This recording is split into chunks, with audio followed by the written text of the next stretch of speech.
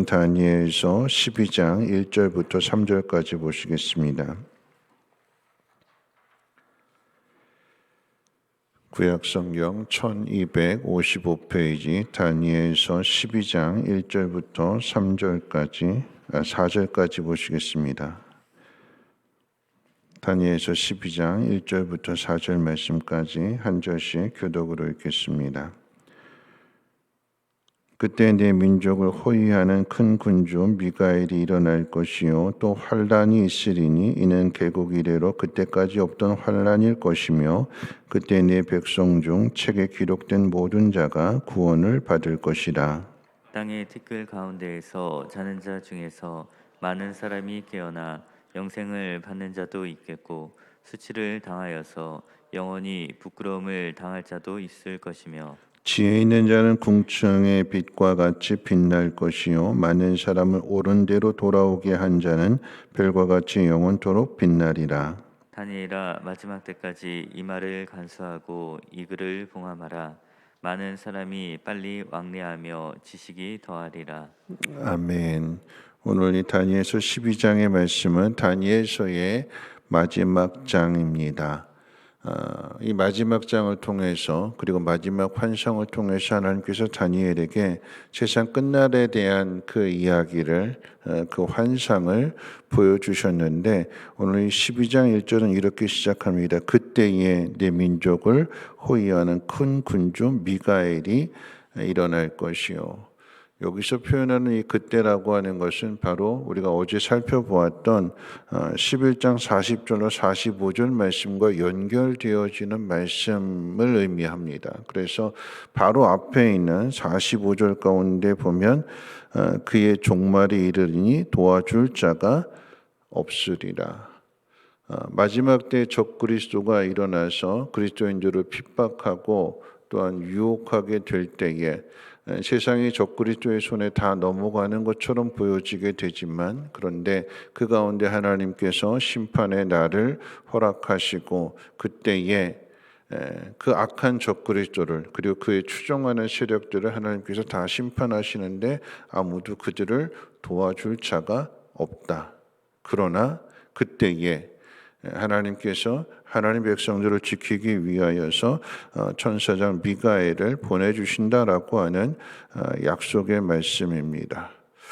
여러분 믿음을 지킨 사람들에 대하여 천사장이 호위한다라고 하는 표현을 쓰고 있는데 이 호위한다라고 하는 표현은 이 천사장이 하나님께서 보낸 이 천사장이 하나님 백성들의 편에 서서 그들을 보호한다라고 하는 그런 의미입니다. 무엇으로부터에 대한 보호일까요? 오늘 말씀 가운데 보면 개국 이래로 그때까지 없던 환란이 일어난다. 마지막 큰 환란이 일어나게 될 때에 그때에 하나님께서 천사장을 통해서 하나님 백성들을 지켜주시고 보호하신다라고 하는 그런 말씀입니다. 어제 말씀과 조금 연관지어서 생각해 본다면 적그리스도가 마치 회오리 바람처럼 맹렬한 파도로 모든 것들을 다 집어삼키려고 할 때에 에돔과 모압과 암몬은 편안하다고 그랬어요. 왜 편안한가? 같은 편이 됐기 때문에 적그리스도를 따르기 때문에 같은 편이 되니까 그들은 건드리지 않아요. 그런데 반대편에 서 있는 사람들은 그 소용돌이 속에 휘말리게 되는 거죠. 이러한 환란으로부터 하나님께서 보호하시고 지켜주십니다. 여러분 우리 마지막 때에 환란을 당하게 되는 것, 교회가 핍박을 당하게 되는 그 이유가 어디에 있는가? 마지막 최후의 발악을 하는 거죠, 사단이. 그래서 그 최후의 발악 가운데 있어서 믿음을 지키는 그리스도인들을 핍박합니다. 핍박할 뿐만 아니라 불이익을 주고 따돌림을 당하게 하고 그래서 결국에는 죽음을 가지고 위협하게 되는 거예요. 죽음으로 위협하는 목적은 교회를 떠나게 하고 예수를 부인하게 하는 것을 목적으로서 그렇게 하게 되는데 야고보서는 이것을 불같은 시험으로 표현을 했습니다. 여러분 어느 시대에나 이런 불같은 시험이 있는 거예요. 이 시험을 이 환난을 믿음으로 지켜나가는 사람들에게 하나님께서 은혜를 도와주셔서 보호를 받게 하시고 그 믿음을 드러내며 나타나게 되는 거죠.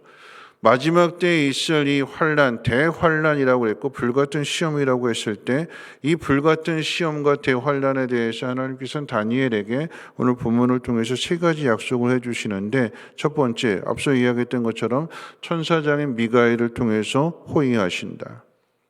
두 번째, 생명책에 기록된 자는 구원을 얻는다. 그리고 세 번째, 부활에 대해서 말씀하실 때 땅의 티끌 가운데에서 자는 자 중에 영생을 받는 자와 영원히 부끄러움을 당할 자가 있다, 이렇게 말씀하셨어요. 여러분, 우리가 살아가는 이 동안에, 우리 인생을 사는 동안에 이 최후의 심판의 날이 이르지 않은 가운데 있어서 우리가 죽음을 당해서 무덤에 묻히게 되고 죄가 되고 티끌이 되었을 때에 주님이 오시는 그 최후의 심판의 그날에 먼저 잠자던 자들, 먼저 믿음을 지키고 죽었던 그 사람들이, 무덤 속에 있던 자들이 주님의 재림과 함께 어떻게 해요? 다시 살아난다. 그래서 영혼과 그 육체가 다시 하나가 되는 부활의 몸을 이루게 되고 영원한 하나님의 나라에서 그 영원한 기쁨을 누리게 되지만, 반대로 믿음을 갖지 않았던 자들, 유혹에 넘어지고 그리고 적그리스도에게 같은 편이 되었던 자들, 그들은 부끄러움을 당하게 될 것이며 영원한 지옥 형벌에 들어간다라고 하는 것을 가르쳐주고 있습니다. 자, 그렇다면 누가 생명책에 기록되어져 있는 사람인가라고 하는 거죠. 어떤 사람이 생명책에 기록되어져서 구원을 얻게 되고 영원한 생명을 누리게 되는가? 오늘 3절 말씀이 그것을 가르쳐주게 되는데 우리 3절 같이 한번 읽어볼까요? 3절 말씀입니다. 시작. 지혜 있는 자는 궁창의 빛과 같이 빛날 것이요 많은 사람을 옳은 대로 돌아오게 한 자는 별과 같이 영원토록 빛나리라. 어떤 사람이 생명책에 기록된 자여 구원을 얻는 자냐? 오늘 말씀처럼 지혜 있는 사람이고 많은 사람을 옳은 대로 돌아오게 한 사람입니다. 여러분, 같은 의미가 되는 거예요. 지혜가 뭐냐? 오늘 지혜는 궁창의 빛과 같이 빛난다 그랬어요. 이게 대꾸법이 되는데 이 표현과 뒤에 나오게 되는 많은 사람을 옳은 대로 돌아오게 한 자는 별과 같이 영원토록 빛난다. 같은 표현이 되는 거예요. 결국 지혜로운 사람이 어떤 사람이냐? 많은 사람을 하나님 앞으로 돌아오게 하는 사람, 믿음을 가르쳐주고 믿음을 나타내는 사람, 그 사람이 지혜로운 사람이요 그 사람은 별과 같이 빛나게 된다. 여러분, 별이 언제 빛나게 될까요? 언제 별의 도움을 받을까요? 깜깜한 밤에, 어두운 밤에, 다시 말하면 환난의 때에 지혜로운 사람처럼 빛을 발하게 될 때 그 사람을 보고 믿음을 다시 회복하게 되고 하나님께로 돌아오는 그 사람이, 그 일을 감당하는 사람이 생명책에 기록된 사람이요 하나님 백성이며 하나님의 일을 감당하였기 때문에 하나님 나라에 이른다라고 하는 것입니다. 여러분, 한번 생각해 보십시오. 불의와 타협으로 살아가는 사람이 아니라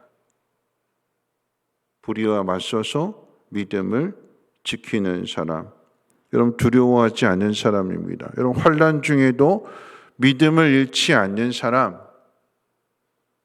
믿음이 있기 때문에 그 환난 속에서도 고요함과 평안함을 보여주는 것입니다. 여러분, 우리의 역사 가운데에서도 일제강점기나 6.25 때에 죽음을 두려워하지 않고 믿음을 지키다가 순교하신 분들의 모습을 보게 될 때에 많은 사람들이 어떤 생각을 갖게 될까요? 여러분, 주기철 목사님이나 손영원 목사님이나 그분들의 삶이 있잖아요. 전쟁이 일어나기 전에 일제강점기가 됐든 6.25 전쟁이 됐든 그분들이 평소에 목회자로서 어떤 삶을 살았느냐. 손영원 목사님 같으신 분들, 주기철 같은 목사님 같으신 분들이 어떤 삶을 살았을까요? 거룩하고 신실한 삶을 살지 않았을까요?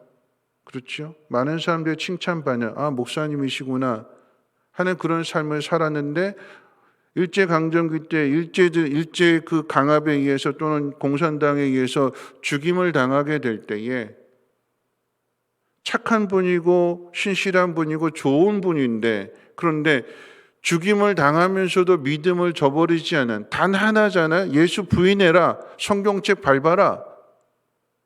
그러면 너 산다.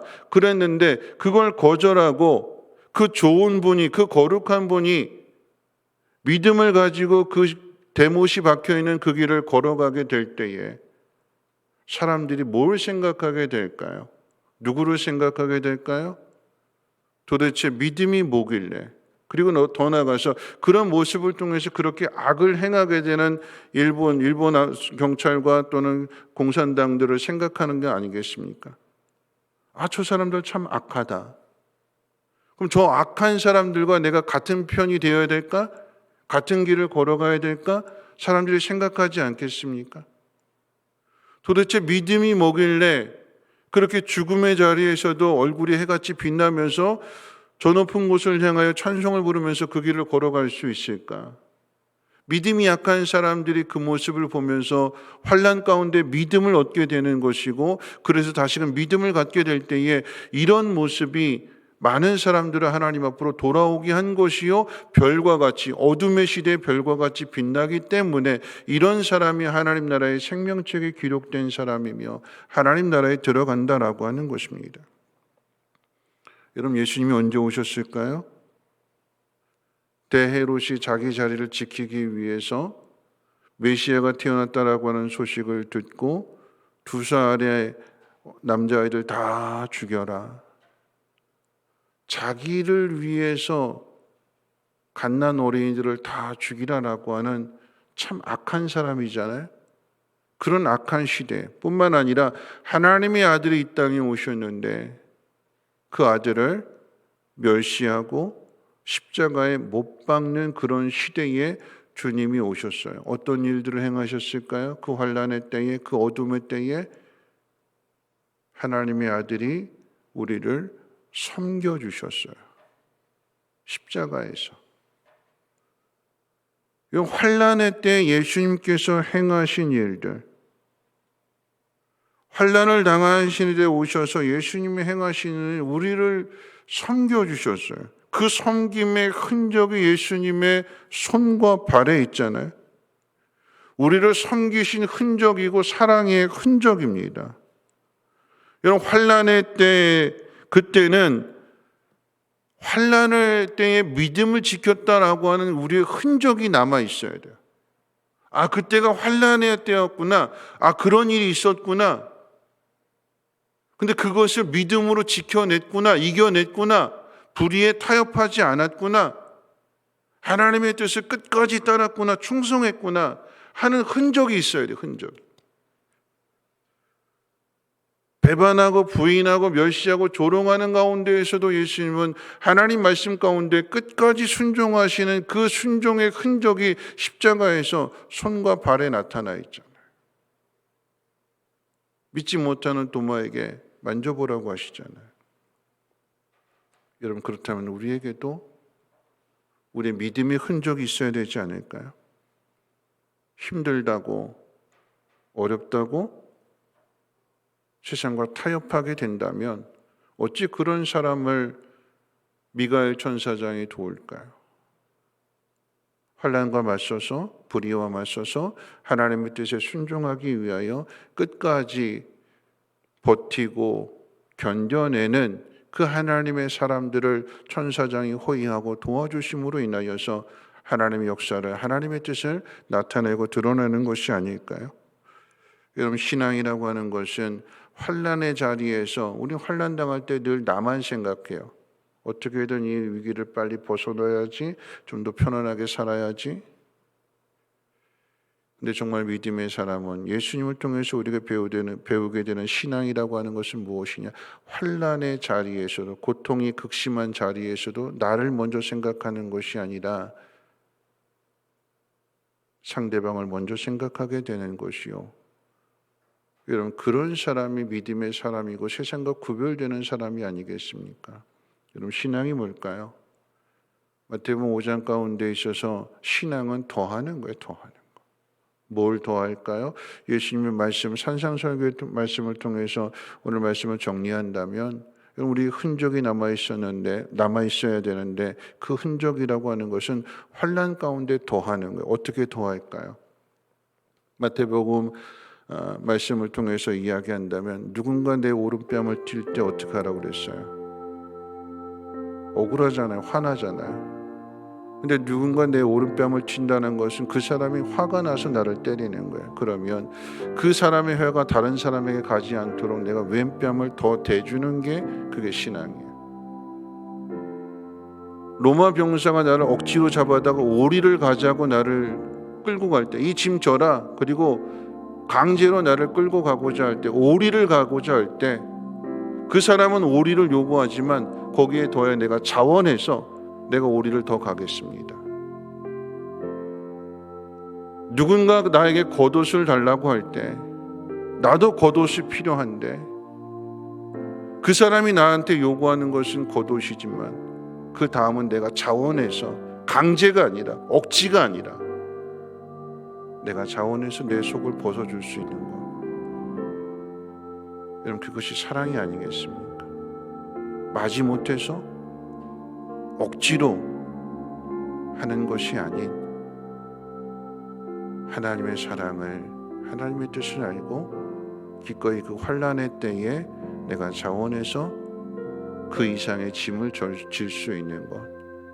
여러분, 그 사람을 천사장이 도와주시고 호위해 주시고, 그래서 마음에 고요함이 있고 평안함이 있고, 그래서 그 환난을 믿음으로써 이겨내는 거 아닐까요? 비록 그 자리에 스데반 집사처럼 죽임을 당한다 할지라도, 주기철 목사님처럼 죽임을 당한다 할지라도 그 모습이 어두운 하늘의 별이 되어서 많은 사람들이 그 모습을 보고 돌아오게 되는 게 아닐까요? 하나님께서 저와 여러분들에게 이 사명을 맡겨주셨고 예수 그리스도를 믿음으로 말미암아 저와 여러분들을 구원해 주셨고 생명책에 기록해 주셨다라고 한다면 하나님이 이 일을 반드시 이루도록 깨닫게 하시고, 잘못된 길을 갈 때는 때려서 너 이렇게 해야 될 사람인데 너 여기 왜 있어? 너 왜 이렇게 이기적으로 살아? 그거 아니잖아. 돌아와. 깨닫게 하셔서 다시금 나를 낮추고 나를 겸손해서 억지로가 아닌 기뻐하는 마음으로, 자원하는 마음으로 그 일을 행하는 하나님의 사람이 되게 하실 것입니다. 환난의 때에 그 환난을 이긴 흔적들이 우리에게 좀 있었으면 좋겠어요. 몸살이고 안 다치고 손에 물 안 묻히고 그게 아니라 험한 때에 험한 일을 하면서 긁히기도 하고 피도 나고, 그게 믿음의 흔적이 아닐까요? 마지막 때 환난을 두려워하고 어떻게 살아남을까 피하는 것이 아니라 환난의 때에 하나님 기뻐하시는 일을 어떻게 이룰 수 있을까? 다시 한번 이 코로나 시대에 어떻게 하면 하나님을 기쁘시게 할 수 있을까?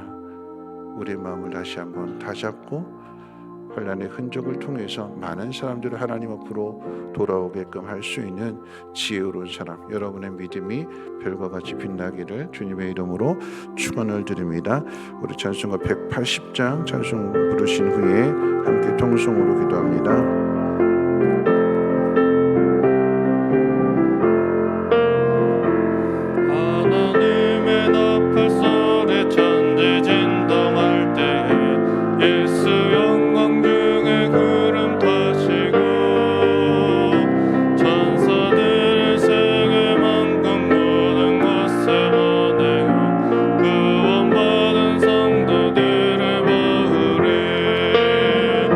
나팔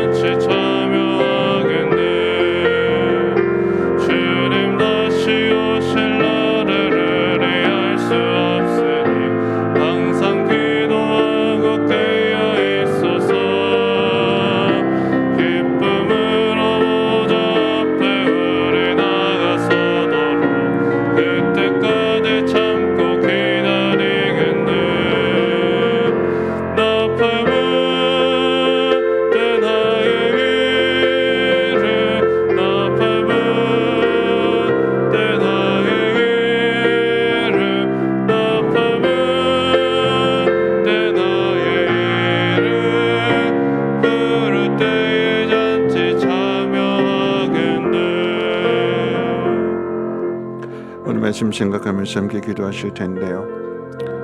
우리 앞에 큰 환난, 대환난이 있다고 말씀하십니다. 우리의 인생이 그저 편안하게 잘 살다 가는 것이 아니라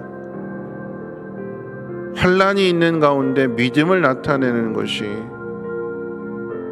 하나님 백성들에게 주어진 삶입니다. 오늘 하나님은 환난을 허락하시지만 그 환난 가운데 세 가지 약속해 주셨어요. 천사장인 미가엘을 통해서 호위해 주신다. 생명책에 기록된 자는 구원을 얻는다. 그리고 영원한 부활의 생명에 이르게 된다. 여러분, 이 사실을 믿는다면 환난을 두려워하는 것이 아니라 환난과 맞서 싸워야 되는 것이고, 그 환난과 맞서 싸웠다라고 하는 그 흔적들을 가지고 있어야 되는 거죠. 그 흔적을 통해서 많은 사람들이 그 모습을 보고 믿음을 되찾고 하나님께로 돌아오는 거 아닐까요? 여러분, 신앙은 더하는 거라고 그랬어요. 예수님 그렇게 말씀하셨습니다. 오른쪽 뺨을 때리거든 화내지 말고 왼쪽 뺨도 돌려대라. 처음에 맞은 것은 억울하게 맞았는데 그 다음은 자원해서 하는 거예요. 억지로 오리를 가자고 하거든 네가 자원해서 오리를 더 가져라.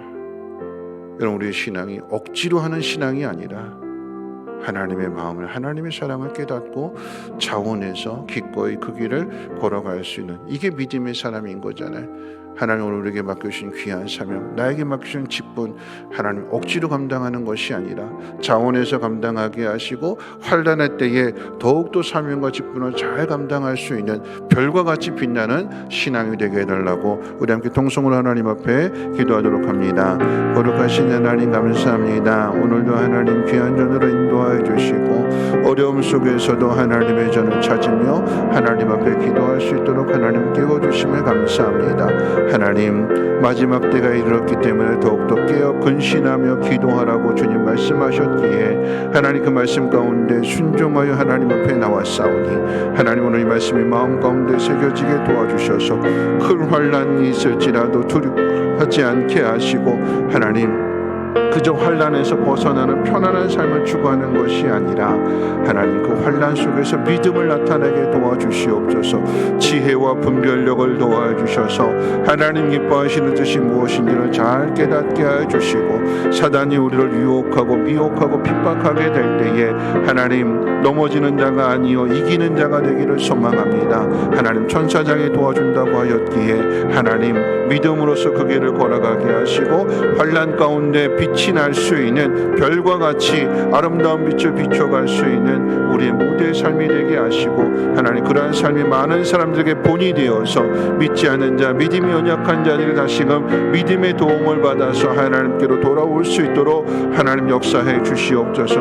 하나님 아버지, 하나님 믿음은 더하는 것이라고 했습니다. 하나님 환난 가운데 하나님 그 믿음의 흔적들이 있어야 될 것입니다. 예수님은 환난의 시대에 오셔서 십자가에 못 박혀 죽으심으로 인하여 그 손과 발과 옆구리에 우리를 얼마나 사랑하시는가에 대한 그 사랑의 흔적을 남기셨던 것처럼 하나님 우리에게도 하나님 그 사랑의 흔적이 있기를 소망합니다. 환난을 이겨낸 흔적이 있기를 원합니다. 승리의 흔적이 있기를 원합니다. 하나님 도와주시고 하나님 함께해 주시고 하나님 믿음은 더하는 것이라고 하였기에 하나님 자원해서 그 길을 걸어가기를 원합니다. 억지로 마지못해서 당하는 일들이 아니라 하나님 억지로 마지못하는 당하는 일들이랄지라도 하나님의 뜻을 깨닫고 하나님 그것을 넉넉하게 이겨나갈 수 있는 믿음의 사람 더하는 신앙이 되게 도와주시옵소서.